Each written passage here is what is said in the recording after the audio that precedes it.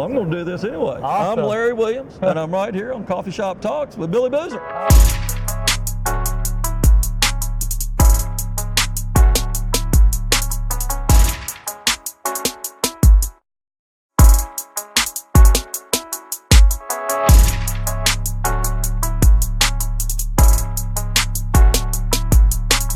It's Billy again, back with Coffee Shop Talks. Damon's over there videoing, which is really nice. He hadn't been here in a while.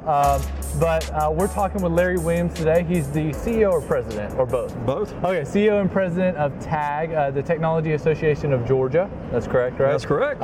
And we got the opportunity to just sit down and chat with him today because we got invited to the TAG Summit, the biggest event for the Technology Association of Georgia every year, to talk on a diversity and inclusion panel. So this was a really cool day for us, but I'm excited because I've got the opportunity to talk to the PREZ today. Hey. So I guess just tell me about like how you got to TAG. Like what's the story of, you're at TAG now, what were you before that, and how'd you get to the Technology Association in Georgia? Sure. Well, Billy, thanks for being here. Delighted to have a chance to chat with you. It's been a fantastic event. I guess my career path, I've mainly been in economic development, so helping promote markets and recruit companies, and I've done that job in some of the most creative and innovative markets in the country. So if you think about North Carolina, which is my home state, Raleigh-Durham, the Triangle, then I ran all of economic development and tourism and international trade and foreign direct investment for the state of Washington for 10 years, based out of Seattle, and certainly a lot of innovation going there. Then I moved to Atlanta, and I worked in economic development and helped build out a economic development strategy for the technology sector for the 36 county metro region. I was with the Metro Atlanta Chamber, and I sat on the board at TAG. Oh, cool. Yeah. Awesome. And then I got recruited down to Miami and ran economic development for Miami-Dade for 3 years, which is also, especially if you think about it from the hemispheric point of view, north-south and that junction, that hub with Latin America, a lot of innovation going on there. And then TAG, this opportunity came up.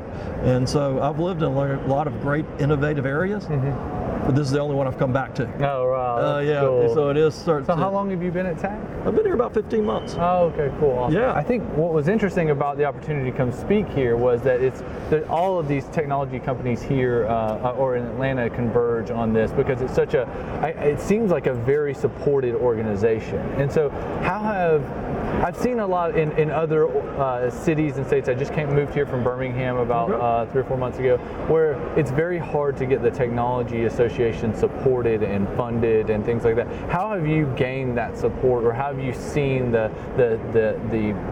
ecosystem of Georgia Tech be supportive of what TAG does and move the ball forward? It's really in our DNA, and a lot of people don't know it. And I think, as a Southerner, you can appreciate, a lot of times Southerners are understated. It's the old, the joke about the Southern lawyer. I'm just a Southern lawyer. Exactly. I'm about to eat your lunch, exactly. but I'm just a Southern lawyer. Yeah. And I think that's been our approach here. But if we think about our deep, rich history in technology and innovation, Georgia Tech, Emory, the university systems across the world have played a significant role in it. A lot of it was cybersecurity, which we're known for today, and continue to grow. A lot of those roots got started at Georgia Tech with the Department of Defense, but then it was able to spin out companies like ISS, which later became a part of IBM, SecureWorks with Dell, and that laid the foundation and the environment to create a company called AirWatch. So AirWatch is really the company that, for all intents and purposes, put BlackBerry out of business, because it was the first security application that iPhone led onto its application. And as soon as you could secure an iPhone at the level of its competitors, it became the dominant device in the market. I didn't know that. But that was all just to build up that we've got this great, deep, rich history. FinTech, 70% of all payment transactions debit, credit, reward transactions come through Atlanta. Anytime anybody's swiping a card, if you have 51% market share, you're number one. Exactly. If you're 70%, you're dominant. That's crazy. And so isn't that it? I pass First Data every day on the way in. There so you go. I see it every time. Global Payments, all of these are great companies, and as they've continued to expand, but that started with check processing. Who writes a check anymore? Exactly. But the point of this is it's iterative steps in the process of continuing to keep up with innovation. So get back to your original question. People here, one, no, you can't do it alone, and second, we're hungry. We love it. And I've always described this ecosystem as where, and this is what brought me back, Georgia is where technology meets the real world.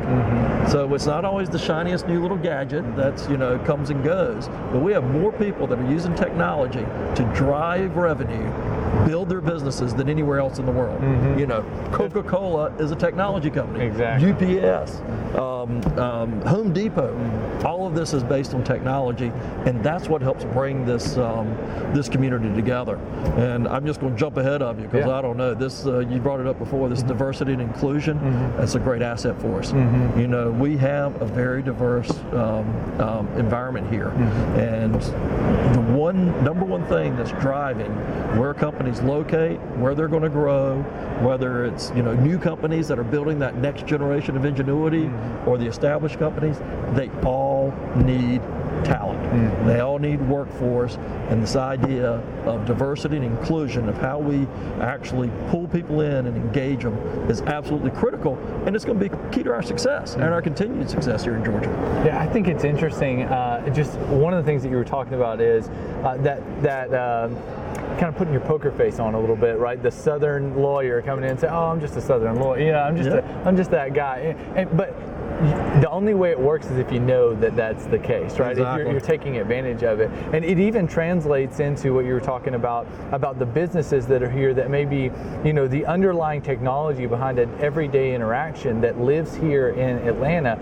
But they're not the Facebook of the world, right? But they're huge companies. Like NCR. You use NCR every single day, and you don't even know it. You go to any of these retailers, and you're going to use their software and the hardware. And so I think that's really interesting. So, tell me, what is it that in the technology, startup, early entrepreneurship phase that TAG is doing to kind of bolster those things? What is it that you guys involve yourself with the startup and entrepreneurial community? Early stage entrepreneurial. Everybody's entrepreneurial. Exactly. Yeah. Part of our job is to connect the broader ecosystem. And if we think about the broader ecosystem, large corporate, medium-sized companies that are in growth mode, the entrepreneurs, whether they're at angel investment or venture capital, pulling together the capital that they need, but also the not-for-profit, the university systems, pure research, all of this has to come together to create a very dynamic innovation ecosystem. For those startups, well, one is we're trying to make sure that they get connected to the marketplace, and so they can do so in an easy way. We're one of the proud founding members of Venture Atlanta, which is Primary's mission is to connect companies with investors. And over the last 10 years, we've really grown that forum to be the best forum to connect the companies and investors in the Southeast. So we're very proud to be a part of that. We're also, glad to be working with a lot of our other partners, ATDC, who's here today, right there on Georgia Tech's campus, but with outreach throughout the state to make sure that they're getting connected to both the resources that they need, whether it be the capital, but also the coaching, the mentoring, the legal perspectives, the accounting perspectives. So, a lot of people have great ideas, but then they have to learn how to be business people, and they've got to be able to grow that business as well. And we're glad to help connect that and invest in certain areas that are helping keep that part of the sector healthy. The other part is just the capital. Venture capital, we're a little bit further behind, but we're not that bad. Every southern city has this specific problem, right? Is that it seems as though venture capital is behind on the south.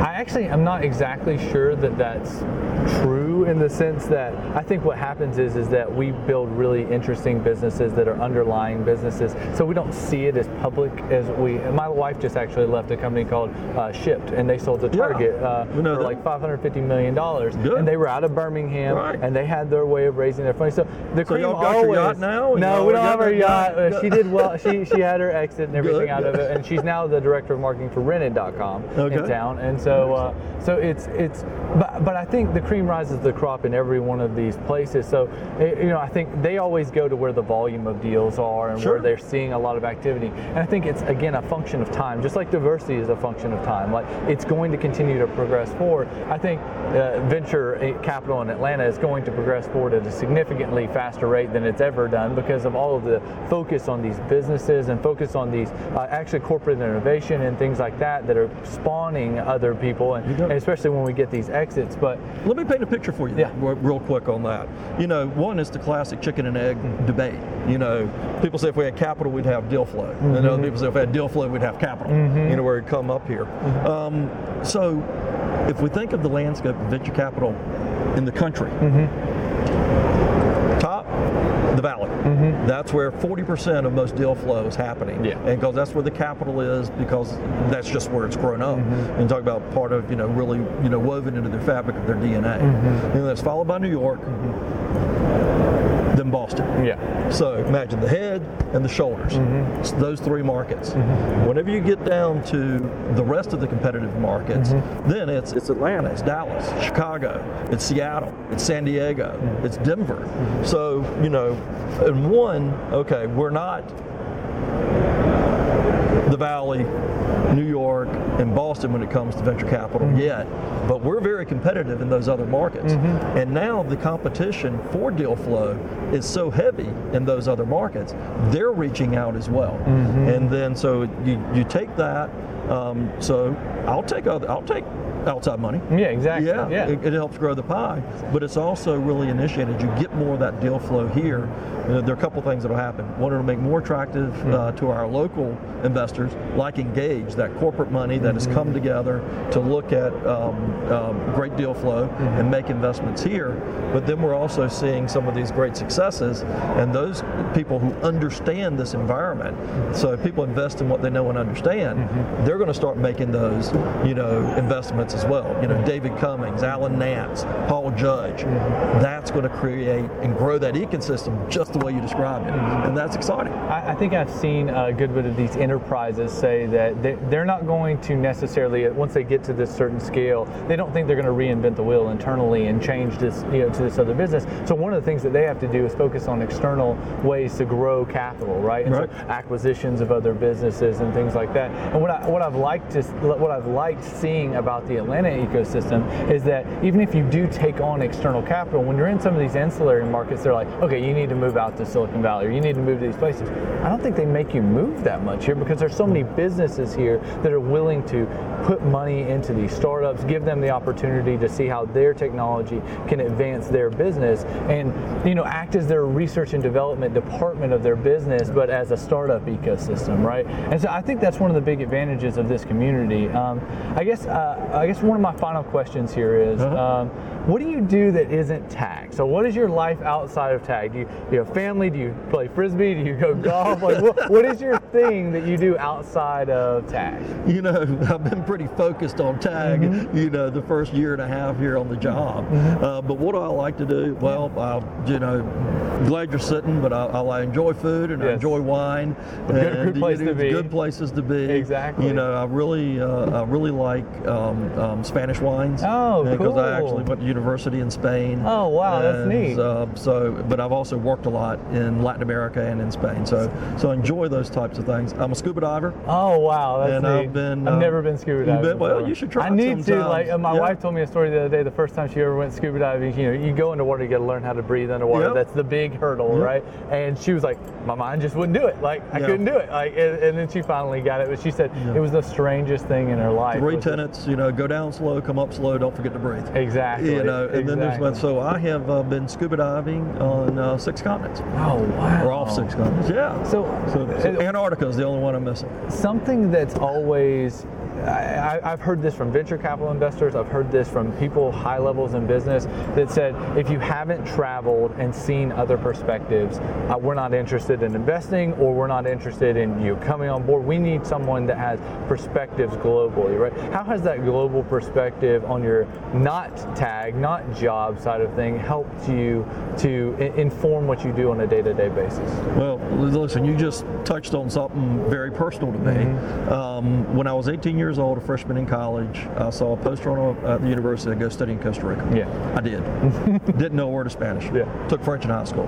Learned all that 5 minutes before I met. Learned all that 5 minutes before I met my Costa Rican family I lived with for a year. Oh, wow. Changed my life. I'm from a little town in eastern North Carolina. Never really been anywhere. Family, generations, never really been anywhere. Changed my whole world view, because there is a different perspective of how to look at things. That made me just relish it, want more.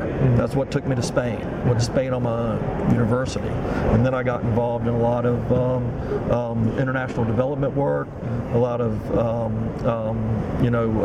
worked with Leeds University out of England. I worked with Smithsonian Institute.